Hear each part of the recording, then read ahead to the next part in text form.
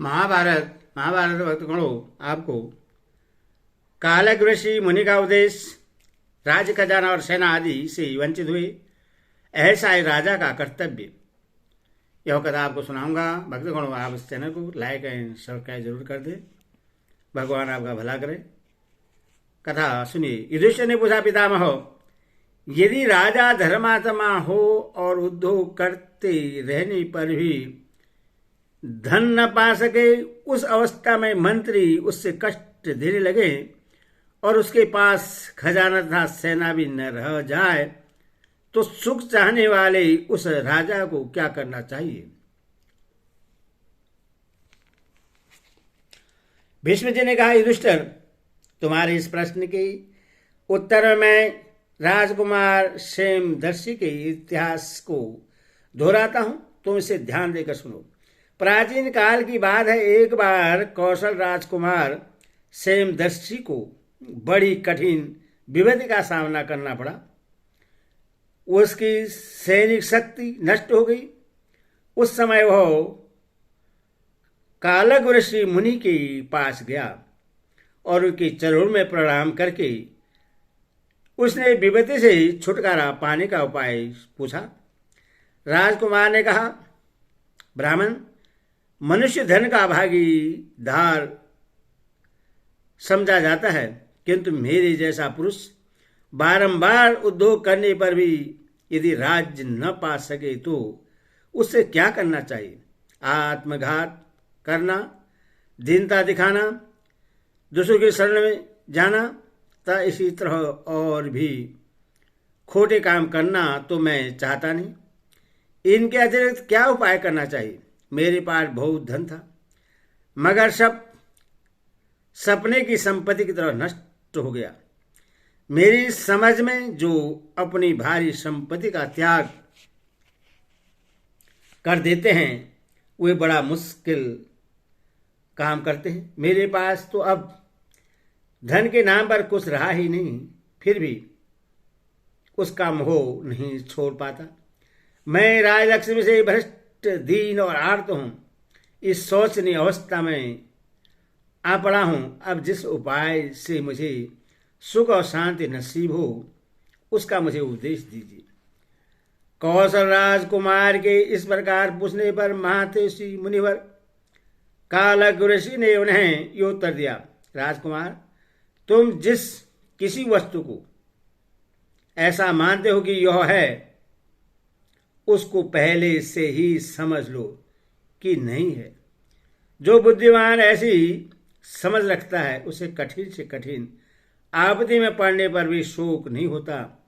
जो वस्तु पहले बहुत बड़े समुदाय के अधिकार में रह चुकी है तथा जो एक के बाद दूसरे की होती आई है, वह सब की सब तुम्हारी भी नहीं है। इस बात को अच्छी तरह समझ लेने पर किसको चिंता होगी? जिसकी उत्पत्ति होती है उसका नाश भी होता है। जो उत्पन्न हो चुका है वह वस्तु नष्ट भी होगी ही। शोक में इतनी शक्ति नहीं है कि वह उसे नष्ट होने से बचा ले। ऐसी दशा में शोक करना व्यर्थ है।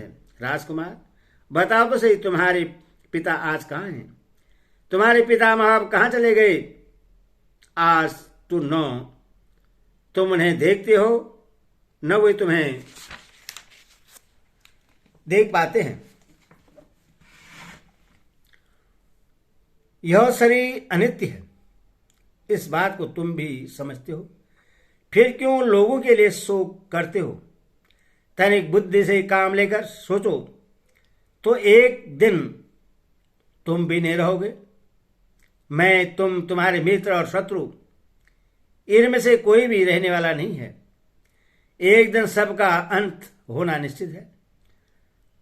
आज जिनकी उम्र 20 और 30 वर्षों की है, वे अब आने वाले 100 वर्षों के ही पहले ही इस दुनिया से उठ जाएंगे। ऐसी दशा में भी मनुष्य यदि बहुत बड़ी संपत्ति को छोड़ न सके तो कम से कम उसकी ममता का तो त्याग कर दे। यह चीज मेरी नहीं है ऐसा समझकर अपना कल्याण तो करे। जो वस्तु भविष्य में मिलने वाली हो उससे यही माने कि यह मेरी नहीं है, तथा जो मिलकर नष्ट हो चुकी है उसके विषय में भी यही भाव रखें कि वह मेरी नहीं थी। पारबंध ही सबसे प्रबल है, वही देता है और वही छीन लेता है। ऐसी धारणा रखने वाले मनुष्य ही विद्वान है, उनका ही सत्पुरुषों में स्थान है।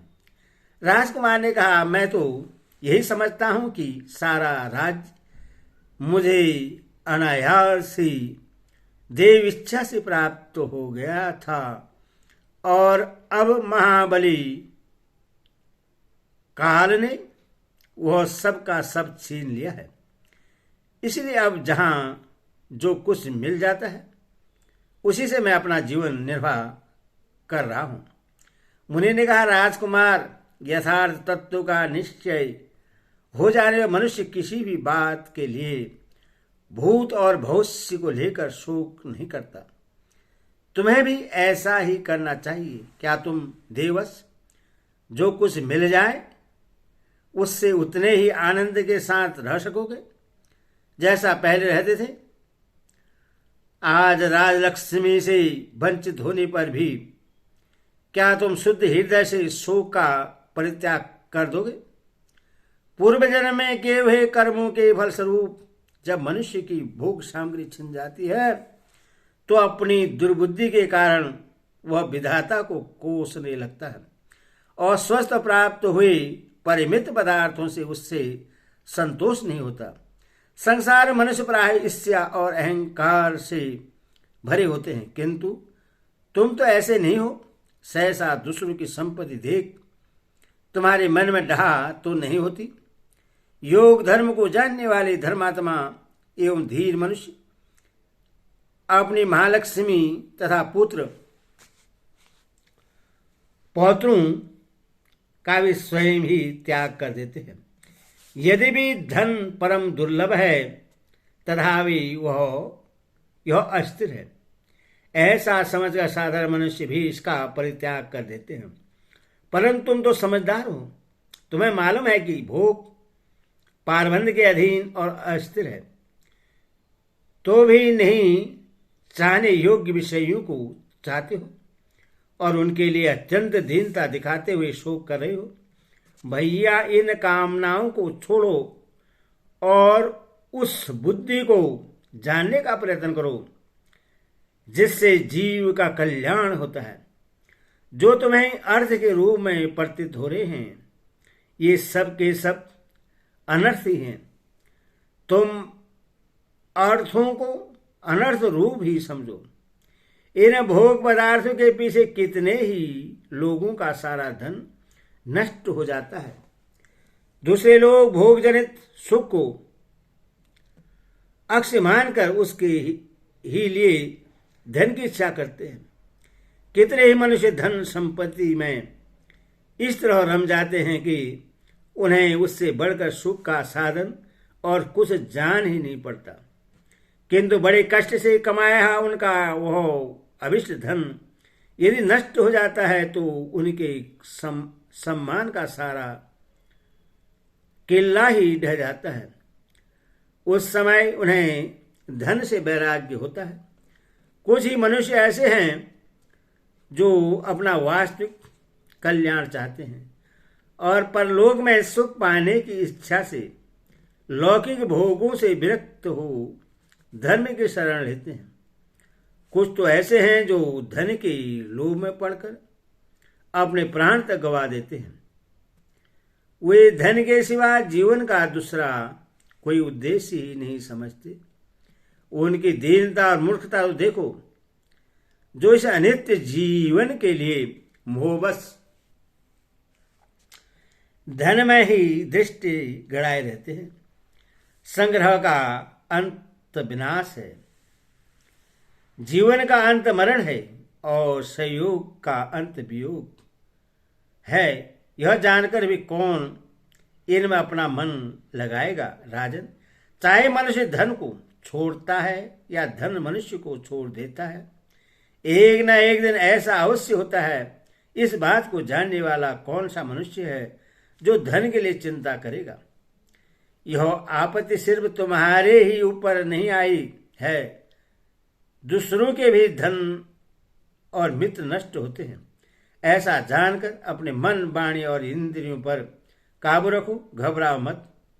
तुम तो उत्तम ज्ञान के परितृप्त हो। तुम्हारे जैसे व्यक्ति को शोक नहीं करना चाहिए। तुम्हारी इच्छा बहुत थोड़ी है, तुम में चंचलता का दोष नहीं है। तुम्हारा हृदय कोमल और बुद्धि एक निश्चय पर डटी रहने वाली है तथा तुम जितेंद्रिय और ब्रह्मचारी हो। तुम्हारे जैसा मनुष्य शोक नहीं करता। तुम्हें कबर से भरी हुई और शास्त्र की विरुद्ध वृत्ति का आश्रय नहीं लेना चाहिए। क्रूरता का भी त्याग करना चाहिए। ये बड़ी ही दूषित और पापपूर्ण वृत्तियां हैं। कायर मनुष्य ही इनका आश्रय लेते हैं। तुम तो फल मूल से ही जीविका चलाते हुए अकेले वन में विचरते रहो। वाणी का संयम करके मन को बस में रखो और संपूर्ण प्राणी के हित साधन में लग जाओ। सब पर दया करो। जंगली फल मूलों से ही संतुष्ट होकर जंगलों में अकेले विचरना ही विद्वान के योग्य वृत्ति है। हरि ओम तस्सत्।